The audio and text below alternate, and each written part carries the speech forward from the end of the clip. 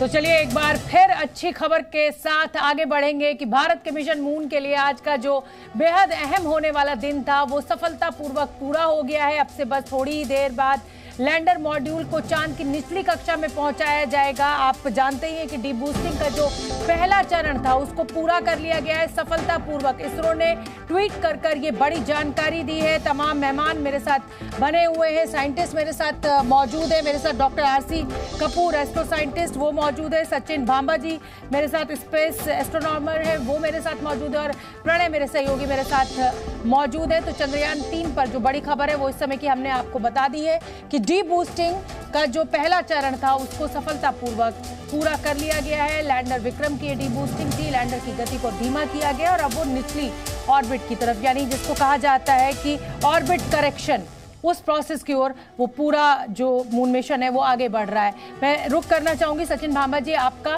और मेरा सवाल बड़ा सीधा सा है और सवाल मेरा ये है कि देखिए चंद्रयान 3 की तो हम बात कर रहे हैं, लेकिन उधर लूना 25 भी लैंड करने के लिए एकदम तैयार है, और भारत का ये मिशन और रूस का ये मिशन सब दक्षिणी ध्रुव को ही टारगेट कर रहे हैं चांद के। उधर जापान ने भी कह दिया है कि साहब वो भी अब मून मिशन शुरू कर रहा है। तो अचानक ये मून मिशन में जो तेजी देखने को आई है इसकी क्या वजह मैं मानूं?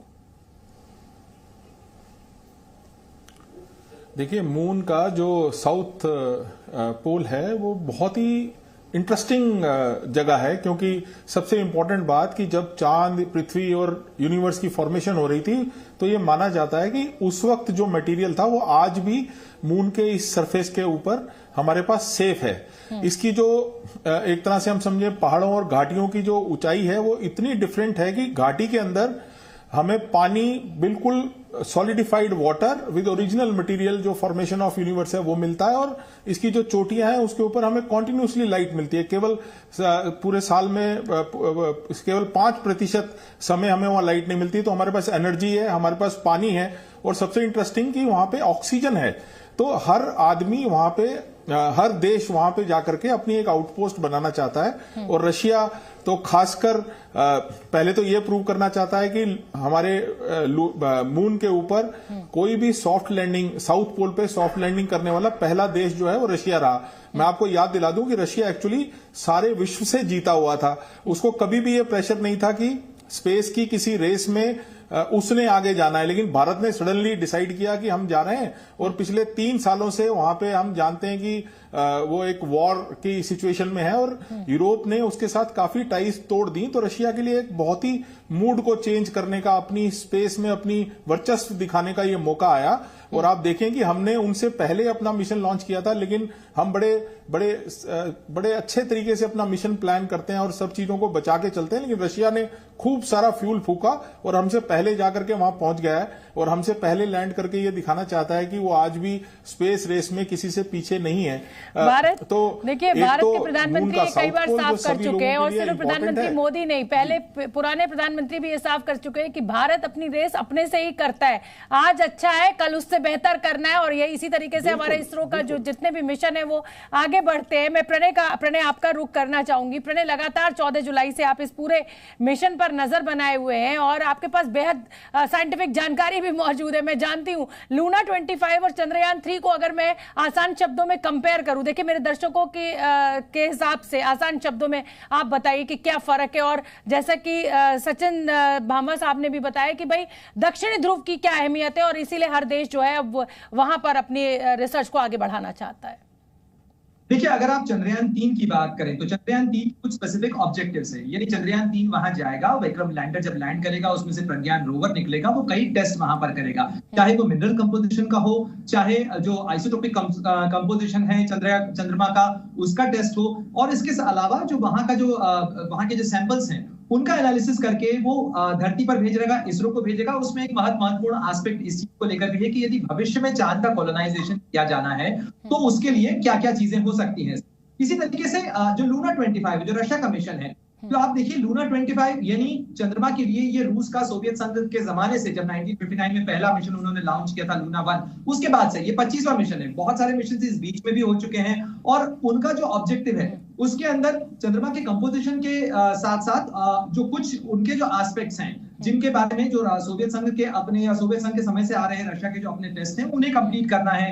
उसके अंदर अगर आप स्पेस देखें, स्पेस एक ग्लोबल कॉमन है, बहुत सारी जानकारियां ये एजेंसीज आपस में भी, चाहे भारत का इसरो हो या रूस का रोसकॉस्मोस हो, वो आपस में शेयर करते हैं, नासा भी आपस में शेयर करता है, और इस तरीके से जो जानकारियां जुटाई जाती हैं वो भी एक्सक्लूसिव नहीं होती है। ये जानकारियां एक्सक्लूसिव लाई जरूर जाती हैं, लेकिन ये एजेंसीज आपस में शेयर करते हैं, विज्ञान में एक दूसरे से सीखकर आगे बढ़ा जाता है। तो जाहिर तौर पर लूना 25 की जो बहुत सारी जानकारियां होंगी जो कि उस मिशन से जुड़ी हुई हैं, जिसके अंदर चंद्रमा के कंपोजिशन, उसकी जो टोपोग्राफी है, उसके एनालिसिस से लेकर इंपैक्ट तक, जिस तरीके से सचिन भामा जी कह रहे थे, एक तरीके से चांद वो लाइब्रेरी है जहां पर जाकर आप ये पता कर सकते हैं कि आखिर धरती का इवोल्यूशन हुआ कैसे, क्योंकि चंद्रमा के बारे में कहा है कि ये धरती से एक बड़े इंपैक्ट के बाद अलग हुआ, यानी कुछ का हिस्सा है, कुछ जिस से या जिस चीज से वो टकराई थी धरती, प्रोटोटाइप जो उस समय का था प्री अर्थ इरा के अंदर, उसका कुछ हिस्सा है। और साथ में वहां जो स्टोरेज है, चाहे पानी का कंपोजिशन हो, चाहे वहां का जो दूसरे मिनरल्स हैं उनका पता लगाना हो, और भविष्य का कोलोनाइजेशन के साथ साथ एक बहुत महत्वपूर्ण चीज है कि भविष्य में चांद से हम जो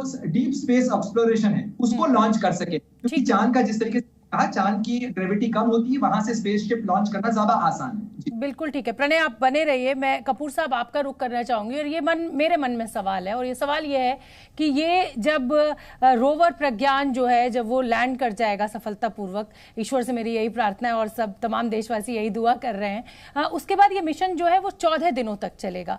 लेकिन जो बाकी के देश हैं, हम रूस की भी अगर बात कर रहे हैं, लूना 25 लैंड कर चुका है जैसी जानकारी आप लोग दे रहे हैं, तो वो 1 साल तक चलेगा। क्या वजह है कि भारत सिर्फ 14 दिन के लिए इस मिशन को चला रहा है? क्या कोई ऐसे जिसे कहा जाए कि कोई ऐसी कमजोरियां हमारी हैं, जिस कमजोरी का एक्चुअली गलत शब्द होगा, लेकिन क्या वजह है इसके पीछे? देखिए, पहली बात यह है कि जो प्रज्ञान और लैंडर के जो सोर्स ऑफ एनर्जी है वो सोलर एनर्जी है, उनके ऊपर सोलर पैनल्स हैं। जाहिर है कि ये उसी समय वहां पहुंच सकते हैं जब वहां पर सूर्य चढ़ा हुआ हो। दूसरी बात यह है कि ल्यूना को एक एडवांटेज है, उसके पास आरटीजी है जो कि radio isotopic thermo electric generator, यानी प्लूटोनियम के डिके से जो गर्मी पैदा होती है उसको बिजली में कन्वर्ट करते हैं। इसकी वजह से उनके सारे इंस्ट्रूमेंट्स साल भर काम कर सकते हैं या शायद उससे भी ज्यादा काम कर पाएं। वो हमारे पास नहीं है, लेकिन जैसा कि थोड़े दिन पहले मुझे पता चला कि ISRO Bhabha atomic research centre के साथ मिलकर आरटीजी के डेवलपमेंट के लिए जो है तैयारी कर रहे हैं, उनके आपस में जो है संपर्क चल रहा है। तो शायद अगले मिशन में चंद्रयान 4 जो जब जाएगा तो आरटीजी से युक्त होगा, जो कि जाक्सा यानी कि जापान की स्पेस एजेंसी के साथ हमारा सहयोगी मिशन है। तो एक ये बात है। दूसरी, ल्यूना 25 को एक एडवांटेज है, उनका जो लैंडिंग का जो लॉन्गिट्यूड है वो करीब 11 डिग्री ईस्ट की तरफ है हमारे चंद्रयान 3 के लैंडर के लैंडिंग के स्थान से।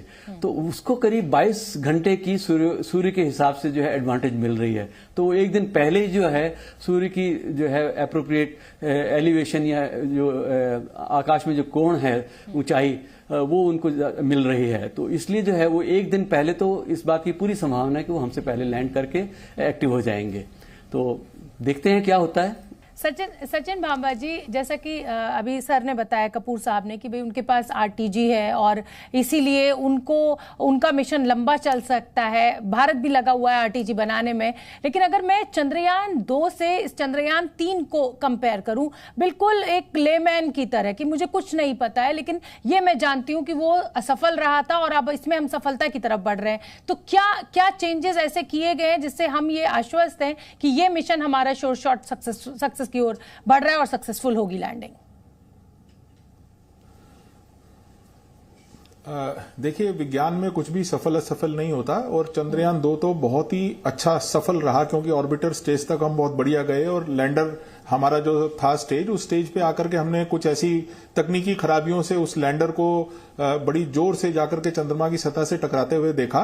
तो हमने उससे सीखा कि हमारे को क्या क्या चेंज करना चाहिए। सबसे पहले तो हम लोगों ने जो चीजें चेंज की हैं उसमें सबसे इंपॉर्टेंट बात है कि जो हमारा इम्पैक्ट होने वाला है, यानी जब चंद्रमा की तरफ, वहां पे कोई ऐसी चीज तो है नहीं जो हमारे को रोकेगी। जैसे आप पृथ्वी पे गिर रहे हो तो हवा आपको रोकती है, चंद्रमा पे हवा नहीं है, तो हम ग्रेविटी की जो पुल है उसी रफ्तार से गिरेंगे। तो सबसे पहले तो हमने अपनी इम्पैक्ट की कैपेबिलिटी बढ़ाई है कि हमारा जो चंद्रमा का ग्रेविटी है उससे थोड़ा सा ज्यादा हमने पॉसिबिलिटी रखी है कि अगर इंपैक्ट थोड़ा स्ट्रांग भी हो तो भी हम किसी भी तरह से दिक्कत में ना आए। दूसरी इंपॉर्टेंट बात की जो हमारे ग्लिचेस हुए थे, हमने वो ग्लिचेस सभी के सभी दूर किए हैं। हमारे जो इंस्ट्रूमेंट्स लगे हैं वो कॉन्टिन्यूसली ऑल्टीमीटर इस बात को देख रहा है कि हम किस हाइट पे हैं। हमारे प्रोपल्शन सिस्टम्स जो हैं उससे बहुत बेहतर हैं। हमारे जो एल्गोरिथम लिखे गए हैं, जो सॉफ्टवेयर एल्गोरिथम लिखे गए हैं, उन्होंने पिछली गलतियों से सीख करके उन एल्गोरिथम्स को लिखा गया है।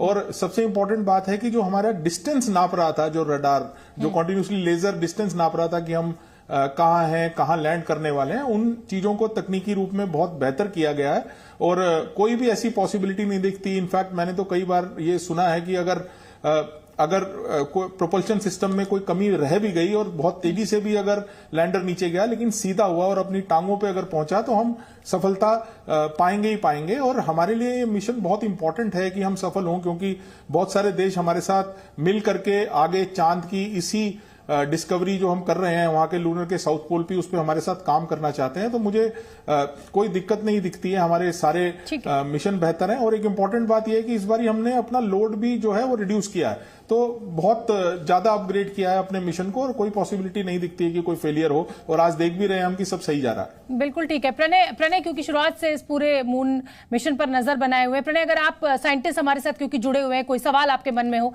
तो आइए प्लीज चर्चा में। सचिन बाबा जी, मैं आपसे ये जानना चाहूंगा कि इसके बाद के जो मिशन पैरामीटर्स हैं, कहा जा रहा है कि जापान की जो एजेंसी है उसके साथ जाक्सा के साथ मिलकर भारत अपना एक फर्दर मिशन प्लान कर रहा है, क्योंकि इससे बड़ा होगा, एक जॉइंट मिशन होगा लुपेक्स। उसके बारे में क्या कुछ जानकारी कही जा सकती है? चंद्रयान क्या उसकी भूमिका तैयार कर रहा है? जी, जापान ने हमारे साथ ऑलरेडी ये एग्रीमेंट MOU साइन किया हुआ है कि अगर हम सक्सेसफुली ये कैपेबिलिटी अपनी टेक्नोलॉजी दिखा देते हैं कि हम सॉफ्ट लैंडिंग कर सकते हैं और अपने लैंडर को मून के ऊपर मूव कर सकते हैं, तो हमारे प्रोपल्शन सिस्टम और जो वहां का जो रोवर होगा वो अल्टीमेटली जापान हमारे को सप्लाई करेगा। और बहुत डिटेल स्टडी मून की उसके ऊपर प्लान की गई है। और जो है जापान सिर्फ इस बात की वेट कर रहा है, केवल जापान ही नहीं, यूरोपियन स्पेस एजेंसी के साथ ऑलरेडी इसरो के ऐसी चीजें साइंड है, ऐसे MOU साइंड है जहां पे हमारी इस कैपेबिलिटी को, जो सॉफ्ट लैंडिंग की कैपेबिलिटी है और रोवर की मैन्यूवरेबिलिटी को करने के बाद हम लोग बहुत सारी ऐसी चीजें अलग अलग देशों के साथ करने वाले हैं और ये मिशन हमारे पास आने वाले हैं। क्योंकि हम सब जानते हैं कि जो सबसे सस्ता मिशन अगर चांद पे भेजना हो तो उसके लिए इसरो ऑलरेडी महारत हासिल कर चुका है। हर बार सक्सेसफुली हम वहां तक पहुंचते हैं। तो हमारी इस सॉफ्ट लैंडिंग के ऊपर हमारे फ्यूचर कॉन्ट्रैक्ट्स बहुत सारे डिपेंडेंट हैं और चांद को लेकर के तो अभी हमने शुरुआत की है। वहां की स्टडी, जाने कितनी स्टडीज होनी है। इनफैक्ट इसमें भी चंद्रयान 3 में भी USA का एक लेजर प्रोब है जो चांद के डायनामिक्स को स्टडी करेगा। बहुत सारी स्टडीज अभी पेंडिंग हैं जिनको हमने करना है, क्योंकि सभी लोग अनाउंस कर चुके हैं कि अपनी मून की आउटपोस्ट कब बनाने वाले हैं। कुछ इनफैक्ट रशिया भी मून शॉट के नाम से एक ऐसा आउटपोस्ट बनाना चाहता है जो चांद का ऑर्बिट करे। अमेरिका चांद के ऊपर जाकर के अपनी आउटपोस्ट बनाना चाहता है। इंडिया ऑलरेडी अनाउंस कर चुका है कि जैसे ही पॉसिबल होगा हम भी चांद के ऊपर ऐसा जरूर पॉसिबिलिटी रखना चाहेंगे। चाइना अनाउंस कर चुका है कि 2035 में हम लोग चांद पे अपनी आउटपोस्ट बनाना चाहेंगे। सो बहुत सारे देश इस वक्त देख रहे हैं कि भारत किस तरह से सक्सेसफुली ये करता है। बिल्कुल सचिन बाबा जी, एक छोटी सी टिप्पणी अगर आरसी कपूर सर भी दे सकें। सर, पिछले कुछ दिनों के दौरान अगर आप भारत की दृष्टि से देखें तो भारत एक स्पेस पावर की तरह उभरता हुआ। प्रणय, सवाल तो बहुत सारे हैं पर मैं बहुत क्षमा चाहती हूँ और मुझे भी जो सवाल आपके मन में है और आप पूछने की तरफ आगे बढ़ रहे हैं वो मेरे मन में भी है, लेकिन समय की सीमा है, मुझे यहाँ पर वाइंड अप करना पड़ेगा। इस शो में सबसे इजाजत लेनी पड़ेगी। आप सभी का बहुत बहुत धन्यवाद इस पूरे जानकारी के लिए और मुझे लगता है कि दर्शकों के लिए भी ये जो सारी जानकारी हमने अभी आप तक पहुंचाई वो बहुत दिलचस्प रही होगी। Z News।